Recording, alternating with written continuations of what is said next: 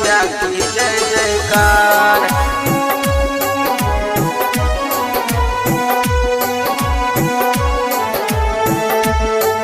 मैया की जय जयकार। Angika recording studio, Rupauli, Purnia, Bihar. कितनी सुंदर मैया, कितना प्यारा हंस, कितनी सुंदर मैया, कितना प्यारा हंस, कितना प्यारा हंस है हंसा पे मैया सवार। सब भक्तों मिलकर बोलिए मैया की जय जयकार। सब भक्तों मिलकर बोलिए मैया की जय जयकार। कितनी सुंदर मैया, कितना प्यारा हंस, कितनी सुंदर मैया, कितना प्यारा हंस, कितना प्यारा हंस है हंसा पे मैया सवार। सब भक्तों मिलकर बोलिए मैया की जय जयकार।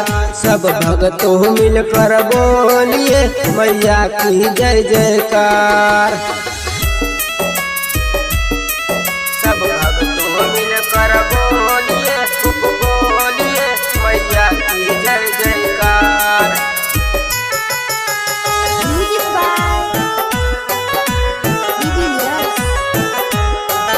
मैया की जय जयकार।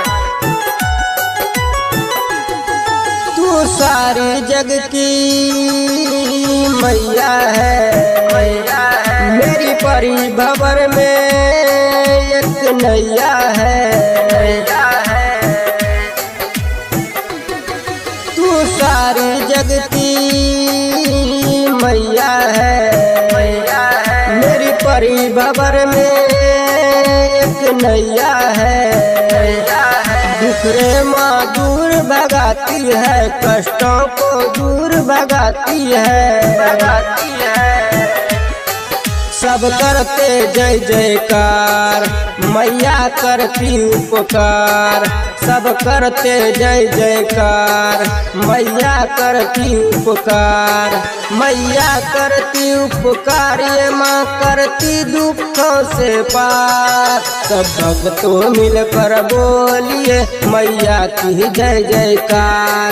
सब भक्तों मिलकर बोलिए मैया की जय जयकार। कितनी सुंदर मैया, कितना प्यारा हंस। सब भक्तों मिलकर बोलिए मैया की जय जयकार। प्रेम से बोलिए सरस्वती मैया की। मैया की जय जयकार। Angika recording studio, Rupauli, Purnia, Bihar. दुख रे माँ दूर भगाती है, भक्तों को दुख से बचाती है।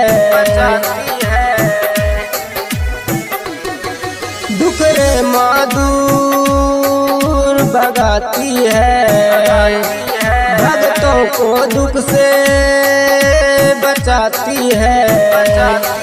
दुख रे माँ दूर भगाती है, भक्तों को दुख से बचाती है। सूरज की यही पुकार, जितेंद्र करे जय जयकार। सूरज की यही पुकार, जितेंद्र करे जय जयकार। जितेंद्र करे जय जयकार, ये माँ कर दे मेरा बेड़ा पार। सब भक्तों मिलकर बोलिए मैया की जय जयकार। सब भक्तों मिलकर बोलिए मैया की जय जयकार।